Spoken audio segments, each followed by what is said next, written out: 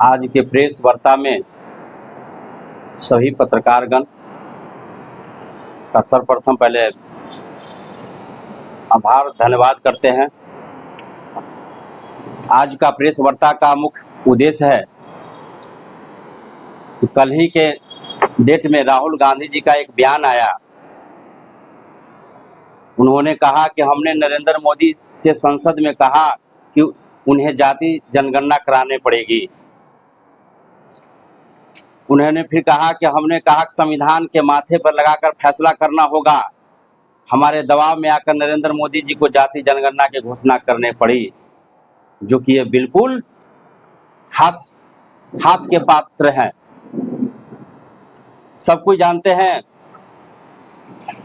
कि यहाँ जाति आधारित सर्वेक्षण सबसे पहले बिहार में एनडीए सरकार नीतीश कुमार जी के नेतृत्व में किया गया। माननीय मुख्यमंत्री जी यहाँ तक कह दिए थे कि अगर होगा हम अपना खर्च में हम जातीय जनगणना कराएंगे किए। और संसद में राहुल गांधी ने सिर्फ भाषण दिया, फैसला बिहार की सरकार ने लिया और उसे सफलतापूर्वक लागू किया। जब यूपीए सत्ता में थी, उन्होंने 10 साल में जातिगत जनगणना की कोई पहल क्यों नहीं की। दूसरा, 3 प्रमुख मांगे उन्होंने फिर राहुल गांधी जी बोले कि सही तरीके से जाति जनगणना कराई जाए। दूसरा उन बोले कि प्राइवेट स्कूल, कॉलेज और संस्थानों में आरक्षण दिया जाए। तो हम लोग को कहना है कि कांग्रेस शासित राज्य में आज तक प्राइवेट संस्थानों में आरक्षण लागू क्यों नहीं किया गया।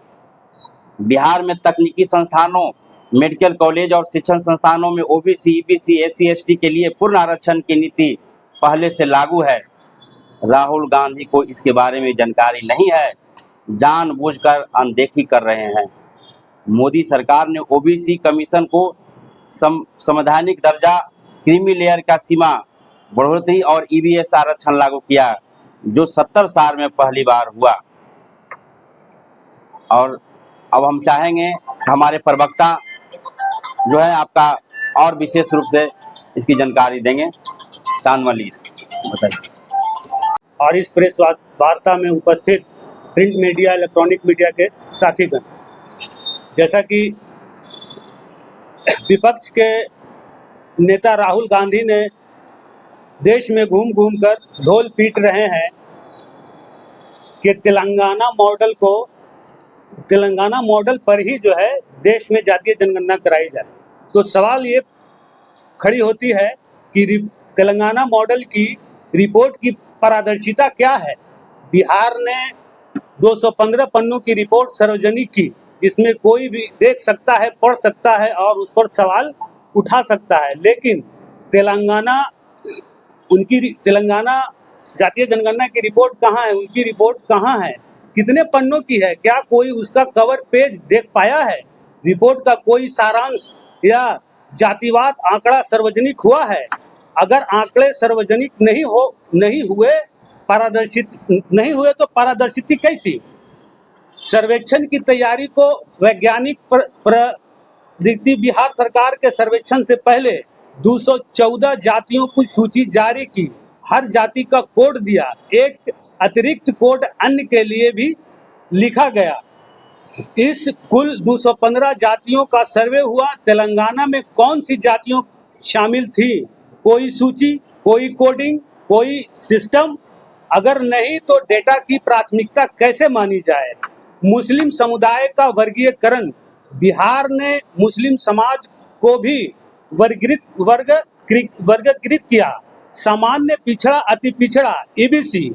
तेलंगाना ऐसा कोई वर्गीकरण सामने नहीं आया है। ईबीसी की कुल जनसंख्या कितनी है तेलंगाना में, कोई आंकड़ा सार्वजनिक नहीं है। सवालों की संख्या बनाम गुणवत्ता, तेलंगाना ने 54 सवाल पूछे, बिहार ने केवल 171। लेकिन सवाल यह है, क्या तेलंगाना में 54 सवालों में से ईबीसी, ओबीसी, वर्णित या दलित की स्पष्ट जनसंख्या मिली? नहीं मिली। मैं बताना चाहता हूं कि जातिगत जनगणना पर एनडीए सरकार का स्पष्ट रुख, जाति आधारित सर्वेक्षण सबसे पहले बिहार में एनडीए सरकार नीतीश कुमार के नेतृत्व में किया। कांग्रेस ने इस मुद्दे पर कभी कोई गंभीरता नहीं दिखाई। सांसद ने राहुल गांधी ने सिर्फ भाषण दिया, फैसला बिहार की सरकार ने लिया और उसे सफलतापूर्वक लागू भी किया।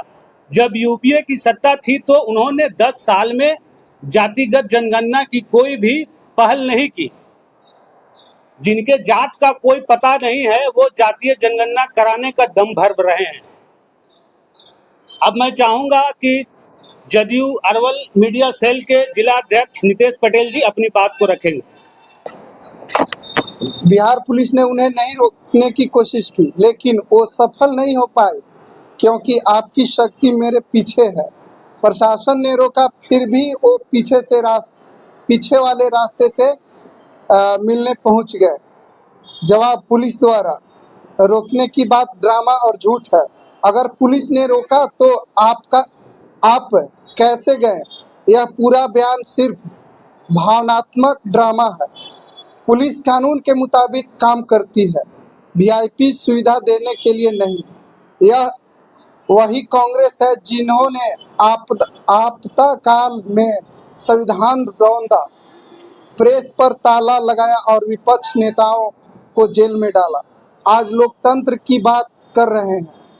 निजीकरण और अन्य घटना पर हमला, कॉरपोरेट घरानों जैसे अंबानी के हाथ से सारा सिस्टम चला गया है।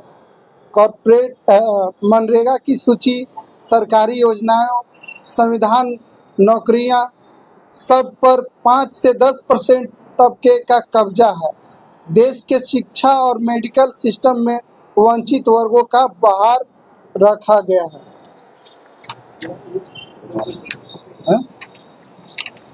और जैसे कि जाति जनगणना के बारे में राहुल गांधी जी ने जो बोला, हमारे माननीय नेता मुख्यमंत्री श्री नीतीश कुमार जी ने 1990 में ही संसद में यह सवाल उठाया था कि जाति जनगणना पूरा देश में होना चाहिए।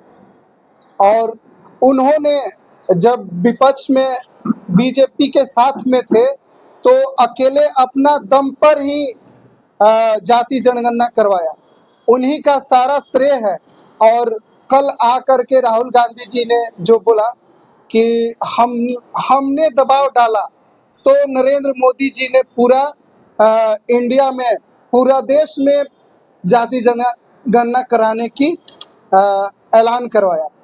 ये सरासर अफवाह है, क्योंकि हमारे माननीय नेता ने 1990 में ही बता दिया था और अब हमारे नेता आदरणीय प्रधानमंत्री श्री नरेंद्र मोदी जी ने ऐलान कर दिया है कि पूरे भारत में जाति जनगणना होनी चाहिए। धन्यवाद।